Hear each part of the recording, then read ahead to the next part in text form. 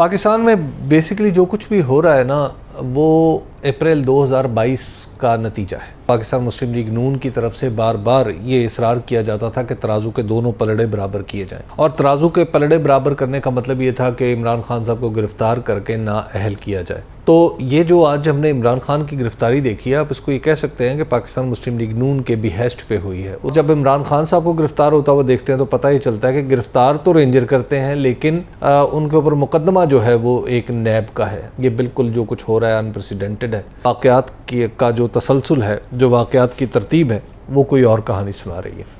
جس طرح پہلا مطالبہ پورا کرنے کے لیے عمران خان صاحب کو گرفتار کیا گیا رینجرز کے ذریعے، تو پھر دوسرا مطالبہ بھی ایکسپیکٹڈ ہے کہ پورا کر لیں کہ عمران خان صاحب کو نااہل کر دیں۔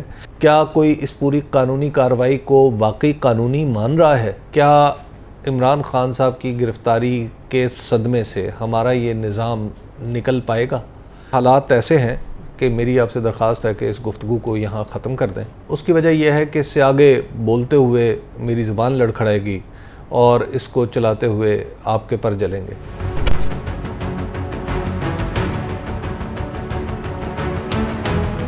پاکستان مسلم لیگ نون کی طرف سے بار بار یہ اصرار کیا جاتا تھا کہ ترازو کے دونوں پلڑے برابر کیے جائیں، اور ترازو کے پلڑے برابر کرنے کا مطلب یہ تھا کہ عمران خان صاحب کو گرفتار کر کے نااہل کیا جائے۔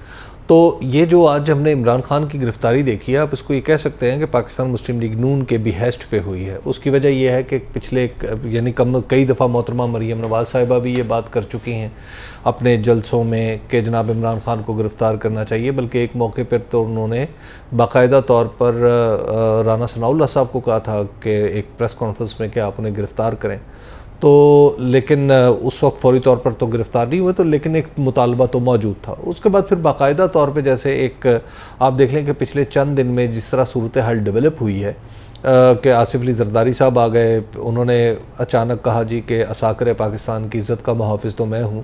پھر وزیر اعظم صاحب میدان میں آ گئے، انہوں نے ٹویٹر کے ذریعے پیغام دیا اور باقاعدہ ایک جنرل صاحب کا نام لکھا، اور پھر اگلے دن ہم عمران خان صاحب کو گرفتار ہوتا ہوا دیکھتے ہیں، اور اس سے پہلے ایک پریس ریلیز آ گئی۔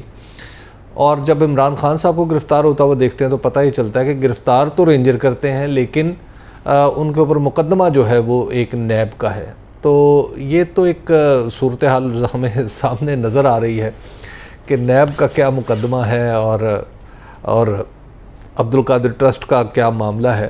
صاف ظاہر ہے واقعات کا جو تسلسل ہے، جو واقعات کی ترتیب ہے، وہ کوئی اور کہانی سنا رہی ہے۔ جس طرح پہلا مطالبہ پورا کرنے کے لیے عمران خان صاحب کو گرفتار کیا گیا رینجرز کے ذریعے، تو پھر دوسرا مطالبہ بھی ایکسپیکٹڈ ہے کہ پورا کر لیں کہ عمران خان صاحب کو نااہل کر دیں۔ لیکن سوال یہاں پہ اس سے بنیادی ہے، وہ یہ ہے کہ کیا اس پوری قانونی کارروائی پر کسی کو یقین ہے؟ کیا کوئی اس پوری قانونی کارروائی کو واقعی قانونی مان رہا ہے؟ پاکستان کے اندر وہ کتنے لوگ ہیں جو اس بات پہ بلیو کریں گے کہ یہ باقاعدہ طور پر ایک قانونی کارروائی ہے؟ یس، قانون کی کتابوں میں لکھا ہوا ہے، لیکن اس کے پیچھے کیا کیا عوامل کار فرما ہیں، یہ پاکستان میں کسی بھی شخص کی نظر سے چھپے ہوئے نہیں ہیں۔ کیا عمران خان صاحب کی گرفتاری کے صدمے سے ہمارا یہ نظام نکل پائے گا؟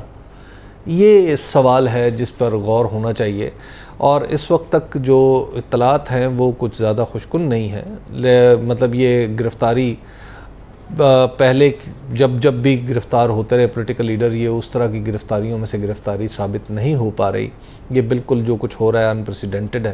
تو اس وجہ سے میں تو نہیں سمجھتا کہ یہ اب سوال سیاست کا آ گیا ہے یا سیاست کا ہے، بلکہ اب سوال یہ ہے کہ کیا ہمارا جو دستوری، قانونی اور ریاستی ڈھانچہ ہے یہ اس صدمے کو برداشت کر پائے گا یا نہیں۔ تو مجھے لگتا ہے کہ اس میں کافی کمزوری رونما ہو جائے گی۔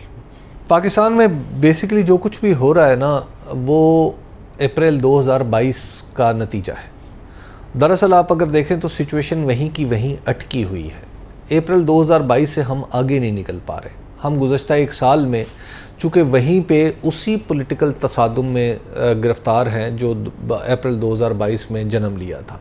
اس میں ظاہر ہے ہماری اسٹیبلشمنٹ کا بھی ایک کردار تھا، اس میں ہمارے پی ڈی ایم کا بھی ایک کردار تھا، اس میں عمران خان صاحب کی اپنی پارٹی کے اندر بعض لوگوں کا کردار تھا جو ظاہر ہے ان سے ٹوٹ کے الگ ہو گئے۔ تو اس سچویشن سے جب تک ہم نکلنے کا راستہ نہیں سوچیں گے تو اس وقت تک ہم مصیبت میں ہی پھنسے رہیں گے۔ اور ظاہر ہے حالات ایسے ہیں کہ میری آپ سے درخواست ہے کہ اس گفتگو کو یہاں ختم کر دیں۔